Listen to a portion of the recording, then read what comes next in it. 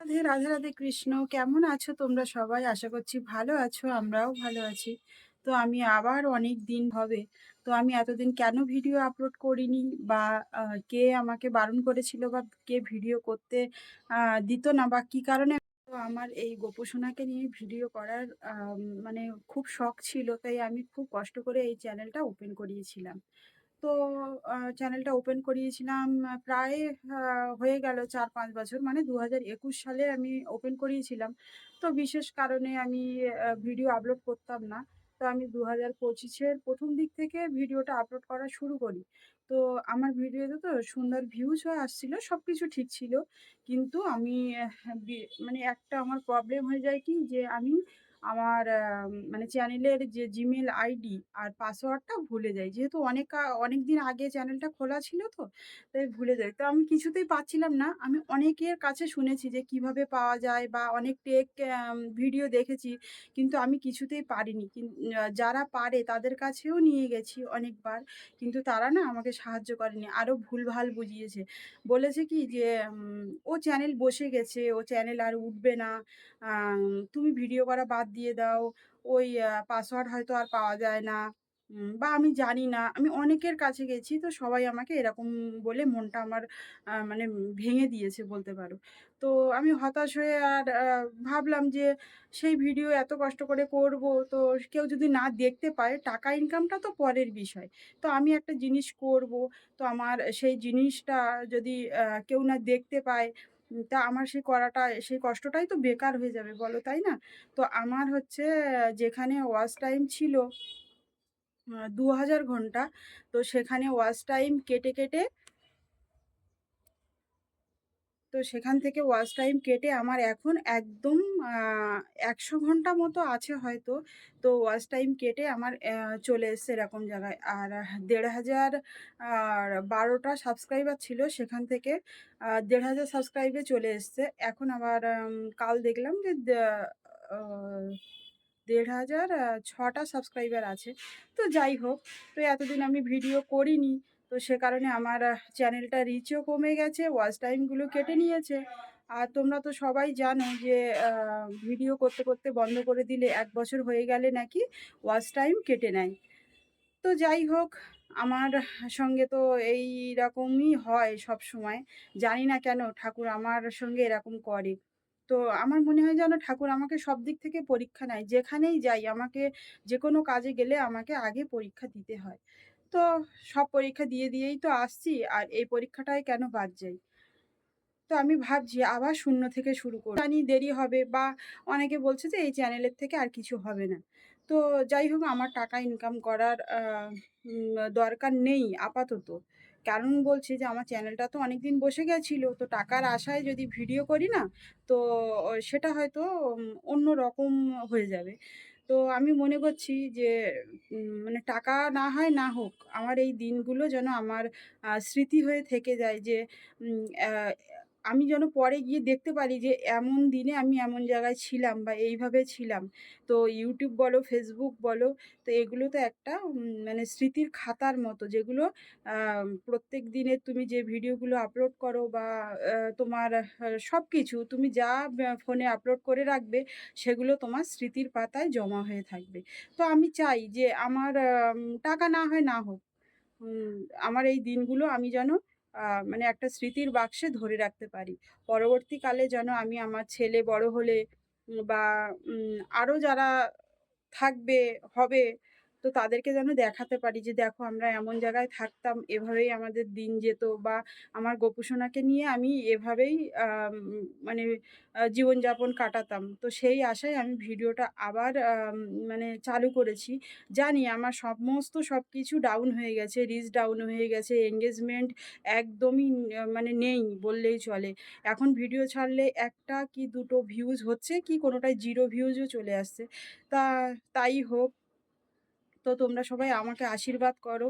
আর তোমরা একটু পাশে থেকো। তোমরা যদি পাশে থাকো তো আমি জানি আমি এখান থেকে আবার উঠে দাঁড়াতে পারবো। তো শুধু একটু তোমাদের সাপোর্ট চাই, তোমাদের ভালোবাসা চাই। আর যারা আমার বড় আছো তাদের একটু আশীর্বাদ চাই। আর জানো তো এই অনেক জায়গায় ঘুরেছি। তো আমার হাসব্যান্ডও না এই YouTube সম্বন্ধে বা ফোন সম্পর্কে অতটাও ও মানে জানে না। কোনো বিষয়ে অতটা জানে না। তো ওও চেষ্টা করেছে অনেক জায়গায় গিয়ে।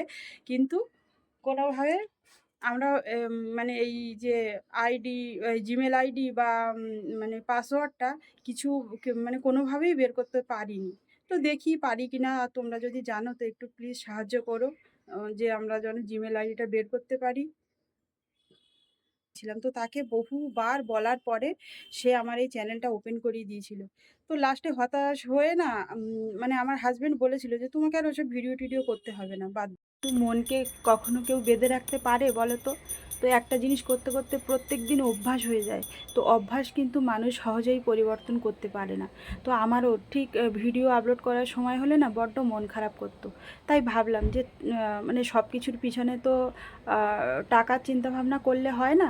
তো এমনি আমি ভিডিও আবার করব, তাতে যা হয় হবে। তো তাই আজকে চলে এসেছি তোমাদের সঙ্গে। তো দেখো আজকে তোমাদের সঙ্গে আমার গোপাল সোনার সকালের ভিডিওটা আপলোড করছি। তো অনেক দিন পরে আবার ভিডিওটা করছি। তো আমার গোপাল সোনাকেও তোমাদের সঙ্গে অনেক দিন পরে দেখাচ্ছি। তো দেখো আমার গোপাল সোনার মুখটা কত হাসি হাসি। আর জানো তো আগে না ভিডিও করলে না মানে খুব ভালো লাগতো, সারাটা দিন আমরা খুব আনন্দ করে কাটাতাম। তো যেদিন থেকে আমি ভিডিও করা বাদ দিয়েছি তো সেদিন থেকে না মানে একের পর এক আমি অসুস্থ, মানে কোনো একটা দিন ভালোভাবে আমরা কাটাতে পারিনি। তো তোমরা হয়তো মনে করছো ভিডিও করলেই কি সুস্থ থাকতে, কিন্তু না গো, আমি সেটা বলতে চাইছি না। কিন্তু ভিডিও করলে আমি একটু মনটা ভালো লাগতো, একা একা থাকাটা মানে থাকার যে কষ্টটা সেটা একটু কম হতো। এই যে তোমাদের সঙ্গে কথা বলি, এই ভিডিও আপলোড করি, এরও তো একটা সময় লাগে। তো সেই সময়গুলো না আস্তে আস্তে কখন কেটে যেত আমি বুঝতেই পারতাম না। কিন্তু এই কটা মাস ভিডিও আপলোড করতে না পেরে, তোমাদের সঙ্গে কথা না বলতে পেরে, জানো তো আমি আস্তে আস্তে যেন ডিপ্রেশনে চলে যাচ্ছিলাম। কোনো কিছু ভালো লাগতো না, কাজ করতে ইচ্ছা করতো না, ছেলেটার সঙ্গে ভালো করে কথা বলতেও ইচ্ছা করছিল না। তো তাই দেখে শুনে আমার হাজব্যান্ড বললো কি যে তোমার যেটা ইচ্ছা হয় তুমি সেটা করো, তুমি না হয় কোথা দিয়ে ঘুরে এসো, কারোর সঙ্গে না হয় একটু গল্প করে এসো। তা তুমি বলো তো আমি কোথায় যাব, তোমরাই বলো। এখানে তো কলকাতায় কেউ কারোর বাড়ি যায় না, কেউ কারোর সঙ্গে 2 মিনিট কথা বলবে এরকমও সময় মানে কারোর হাতে নেই। সবাই ব্যস্ত, ব্যস্ত মানুষ, সবাই ব্যস্ততা নিয়ে ছুটে বেড়াচ্ছে। তো এই ব্যস্ততার মধ্যে তুমি কোথায় মন ভালো করার জন্য যাইবে? আর আমরা এমন জায়গায় থাকি যে 3 জনে মিলে কোথাও যাব সেটাও সম্ভব নয়। তো জানি না ঠাকুর এই জীবনের থেকে কবে বের করবে। তো আশায় আছি যে যেদিন হোক একদিন তো নিশ্চয়ই আমরা নিজেদের মাথা গোঁজার ঠাঁই করতে পারবো। তো যাই হোক, তোমাদের সঙ্গে কথাগুলো বলতে না বড্ড কষ্ট লাগছে। আর এই যে দেখো সকালবেলা আমার গোপাল সোনাকে তুলে নিয়েছি, নিয়ে আর আমার গোপাল সোনাকে সকালের বাল্যভোগটা দিয়ে নিচ্ছি। আজকের না দোকানে যেতে ভুলে গেছিলাম, ওর মানে গোপালের প্রসাদও অনেকটাই ফুরিয়ে গেছে। তো আজকে এমনি সকালের প্রসাদটা মিশরি দিয়ে দিয়ে দিচ্ছি, পরে দোকান থেকে আবার ওর জন্য প্রসাদ ভোগ বাজার করে নিয়ে আসতে হবে। তো দেখো আমার গোপাল সোনাকে কেমন মিষ্টি লাগছে। তো আমার সাজালে আমার গোপাল সোনাকে এত ভালো লাগে যে ওর দিক থেকে চোখ ঘোরানোই যায় না।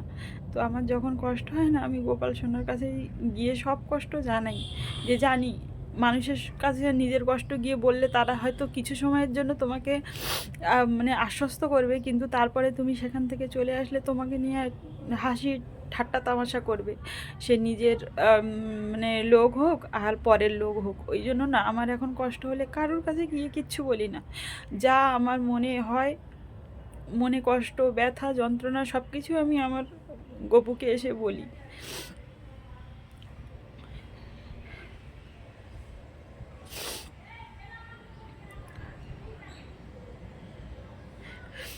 তো আমি এইটুকু বয়সে এসে এটাই বুঝতে পেরেছি যে মানুষ এখন সবাই স্বার্থপর। স্বার্থ যদি থাকে তাহলে তোমার সঙ্গে এসে কথা বলবে, স্বার্থ যদি না থাকে তো তোমার সঙ্গে এসে মানে তোমাকে আর চিনতেই পারবে না, কথা তো দূরে থাক। একমাত্র বিনা স্বার্থে যে কেউ যদি কথা শোনে সে হচ্ছে আমার প্রাণ গোবিন্দ। তো যাই হোক,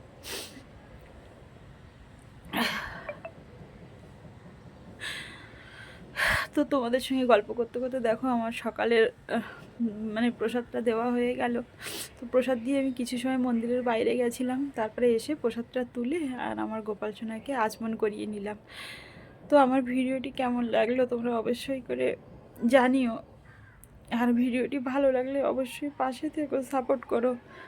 সবাই ভালো থেকো, সুস্থ থাকো। আবার পরে তোমাদের সঙ্গে দেখা হচ্ছে।